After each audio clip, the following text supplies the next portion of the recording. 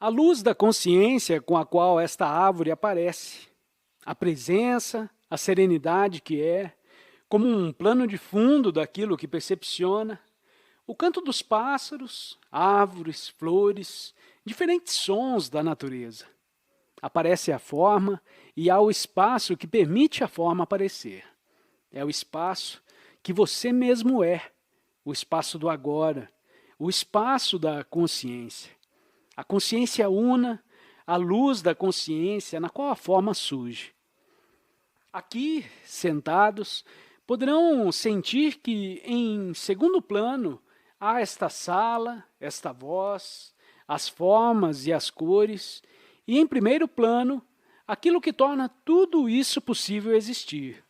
O ser, o que é antes de ser alguma coisa, é a vida única, a consciência única que você é sob a forma. Poderíamos dizer que você existe em duas dimensões, não forma e forma. Pratiquem essa experiência na natureza. A natureza não é um desafio, pois podemos estar presentes facilmente com a árvore ou com a flor.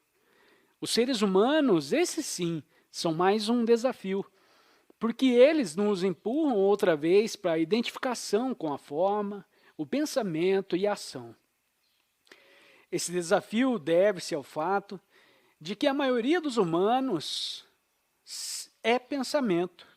São entidades de pensamento e querem que você contribua para o universo deles. Dê-me mais pensamento. Confirme que a minha história é importante e assim pode contar-me a sua. Vou fazer o mesmo por ti. Aqui à noite, na cama, quando se deita, poderá sentir a sua mente a querer arrastá-lo uma vez mais para pensar.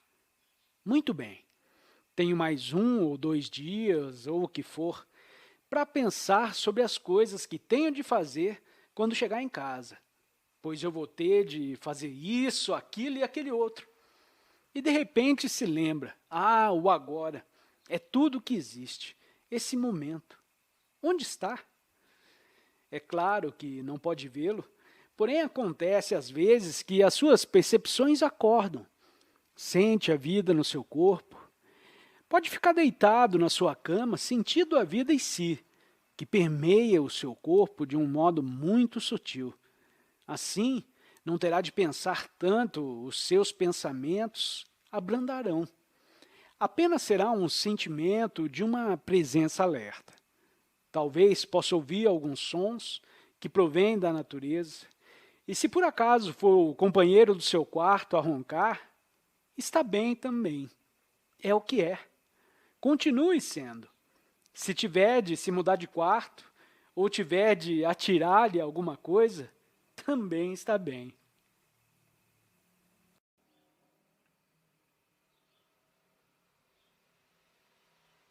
A habilidade de entrar em ação não fica diminuída quando se rende. Somente significa que está rendido àquilo que é. Possa tentar ver se ele acorda ou atirar-lhe algo. Continua a roncar, tudo bem. Vê que antes o que lhe criava frustração, aborrecimento, raiva, coisas que acontecem frequentemente na vida das pessoas, agora fazem simplesmente parte da atividade do momento presente. Cria, assim, um espaço à sua volta. Aceita. Isto é a base do presente. Digamos que começa a conhecer-se como o espaço à volta das coisas. Já não é a coisa em si, mas o espaço que permite que a coisa aconteça. E depois desapareça para outra surgir em sua substituição. Isto é o agora. O significado profundo do agora é o espaço no qual tudo acontece. É assim que o agora e você são a mesma coisa. E o poder do agora, a força, o poder da vida, do ser que você próprio é. Quando digo você próprio, é claro que não quero dizer aquele eu fictício, da história ou do pensamento que se baseia na forma, mas o ser profundo que você é.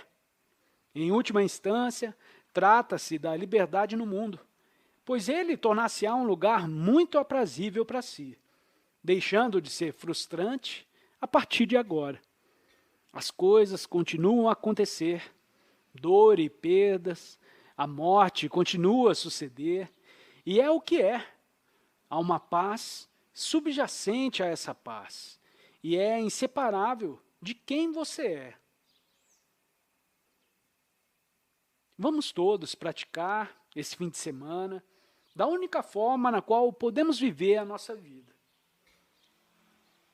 Que, por sinal, não é a nossa vida. É simplesmente a vida nos vivendo, a vida a viver através de nós. Não temos uma vida porque não há o eu e a vida. Não é possível. Nós somos a vida. A única vida na qual muitas formas nascem e morrem continuamente. A única consciência, a única vida. Assim, a vida pode viver livremente através de si e pode florescer. Esse florescimento poderá também tomar uma forma como a criação ou permanecer apenas como uma emanação que vem através dessa forma. A essa emanação poderemos chamar amor. Não me refiro ao amor do ego que diz: quero-te, fique aqui, necessito de ti, te desejo. Ou melhor, me faça feliz, assina aqui nessa linha. Mas o verdadeiro amor, aquele que é o reconhecimento da unidade como emanação, e isso é o florescimento. Certamente serão os pássaros muito melhor professores do que eu.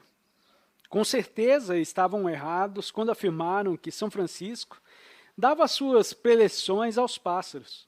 É claro que era ele quem ouvia os pássaros, pois eles não precisavam de lições. Um som tão divino e que extraordinário equilíbrio entre a serenidade e o som. Esse pássaro sabe sobre equilíbrio. Há periodicamente um intervalo longo e depois o novo som vem da serenidade, sempre sendo fresco e novo. Nunca é uma repetição do último som. Por isso é tão espantoso. Isso que o rodeia seria o suficiente para ser o seu professor. De que é que precisa mais? O pássaro ensina o equilíbrio entre a forma e a não forma, que é a arte de viver.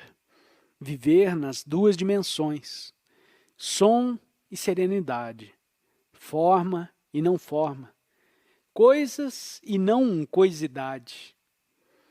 Nesse ensinamento, a dimensão de quietude da não forma é enfatizado porque a nossa civilização perdeu-se na forma dos pensamentos. Toda a civilização está perdida nessa dimensão das coisas, o que inclui o pensamento. É essa a razão pela qual há uma ênfase nesse ensinamento sobre o que está a faltar. O equilíbrio tende a se reestabelecer outra vez, pois nenhuma civilização poderá sobreviver entre a forma e a não forma. Como toda gente já tem forma que chegue, é por isso que esse ensinamento não é baseado em novos conhecimentos ou fatos novos, interessantemente novos ou nova informação. O mundo está repleto disso. Pode manusear os diversos botões dos seus inúmeros aparelhos e obter informação. Está afogado em informação até que repara finalmente. Para que é que isso serve? Mas disso irá salvar o mundo? Mais informação ou mais coisas? Iremos encontrar a plenitude da vida com mais coisas? Construir centros comerciais cada vez maiores? A forma outra vez. Ou vamos encontrar a nossa habilidade em pensar e analisar e resolver analiticamente os problemas que criamos pelo excesso de pensamento que tivemos previamente? Conforme Carl Jung afirmou, não poderá resolver um problema no mesmo nível da consciência com que o criou. Assim, o que criou o problema na nossa civilização foi o fato dos humanos terem perdido o contato com a dimensão da não-forma, ou como poderemos chamar, o espírito ou o sagrado, ou, caso ainda não esteja tão bem em desuso para si, Deus. Porém, não irei chamar-lhe isso. Segundo Jesus, o que poderás ganhar se te perdes a ti próprio, a tua alma? Ele já via a tendência do mundo, para onde esse estava a caminhar. A forma também inclui tempo e, consequentemente, não podemos negar que o tempo é, ou parece ser, mais real na superfície da vida, porque está em todo lado. No que diz respeito às formas, o tempo parece lhes fazer qualquer coisa. É estranho, visto que, gradualmente, tritura as formas, vai-as arredondando e vai-lhes fazendo algo. Podemos ver o tempo como uma terrível doença que é infligida a todos.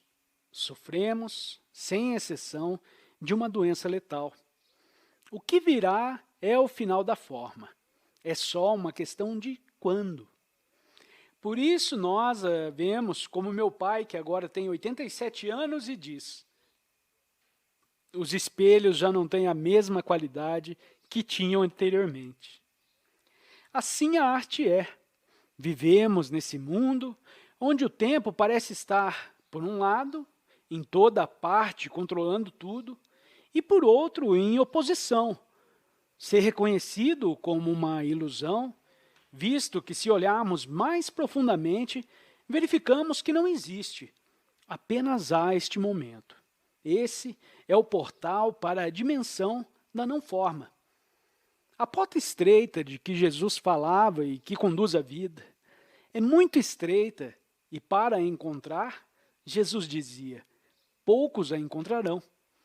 Precisam de desenrolar o rolo da sua vida na qual a sua história está escrita. O passado e o futuro, muito pouco claro, não conseguindo ver o que é. As pessoas caminhando, levando uma carga mais pesada para umas do que para outras, transportam o peso do passado, eu e a minha história, esperando ou temendo, dependendo para onde vou. Esperança ou medo, caminhando com o eu baseado no eu, forma, pensamento, tempo. Há um peso aqui. À medida que caminha no tempo, do passado para o futuro, pensando nele, falando dele, referindo-se a ele como o seu sentido do eu e dando-lhe no passado uma identidade de si mesmo, ou no futuro esperando encontrar-se a si mesmo, fica então perdido na forma, porque tudo isso são pensamentos-forma. O tempo e a forma vão juntos. Necessita de enrolar o rolo. Sabe como é? Aqueles rolos antigos que apareceram antes dos livros. Há uma linda história sobre a visão da autora do curso de milagres. Antes de ter recebido o ditado para escrever este curso, na sua visão, ela encontrou um rolo de pergaminho numa caixa velha. Era antigo e logo que ela começou a desenrolá-lo para ambos os lados, reparou nos símbolos escritos do lado esquerdo e outros do lado direito. Uma voz lhe disse, se leres o que está do lado esquerdo, conhecerás o passado. Se leres o que está do lado direito, conhecerás o futuro. Ela olhou para ambos os lados e depois enrolou outra vez o pergaminho até o início, onde no centro do rolo estava escrito, Deus é. Ela afirmou, é tudo o que me interessa, não quero mais nada. A voz respondeu, parabéns, conseguiste dessa vez. O ponto de focagem dela tornou-se no momento presente. Se ela não tivesse concentrado no momento presente, a estreiteza que era necessária para a sabedoria, atravessá-la e sair da não-forma, a qual foi depois dada forma pela mente, não existiria. Esse espaço-intervalo não estaria lá se ela dissesse: que interessante, vou espreitar o futuro. E anos depois, estaria ainda a ver o futuro. O passado também é muito interessante. Deus é a facilidade do agora e é só isso. Podem usar essa imagem para a sua vida. Sempre que possam, procurem estar interessados no centro do rolo, o presente. É aquilo a que chamamos saída corrente. A continuidade entre o passado e o futuro. Quebrar sistematicamente isso, criar espaço como se tivesse uns véus que reconhecesse serem a sua vida e os afastasse para poder espreitar e colocar a sua cabeça noutra dimensão, como vemos nos filmes. É o despertar no agora. Com isso, somos humanos em transição nesse nível de evolução da humanidade. Muitos humanos, atualmente, são humanos transitórios. São disfuncionais com as manifestações da velha consciência, uma vez que ela é totalmente identificada com a mente, forma e tempo. Tendo governado a humanidade durante milhares de anos, está a chegar ao fim, não poderá sobreviver muito mais. Dessa forma, todo ser humano transporta essa velha consciência dentro de si ainda. Muitos seres humanos aqui presentes nessa sala e muitos mais estão na fase de transição.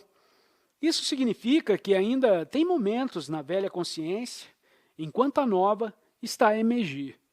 Eu a chamo de nova, porém é intemporal, não é nova em tempo.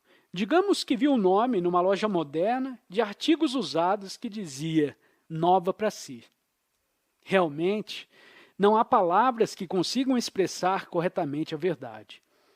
Tem de estar conscientes para o fato de que a linguagem nunca está certa, especialmente quando começamos a falar da verdade espiritual, a não forma, porque cada palavra é forma e só funciona se exprimir algo que está ao nível da forma, tornando-se inútil quando queremos expressar algo que está para além dela. Por isso, Jesus usava parábolas, e ele nunca disse: isto é o reino dos céus.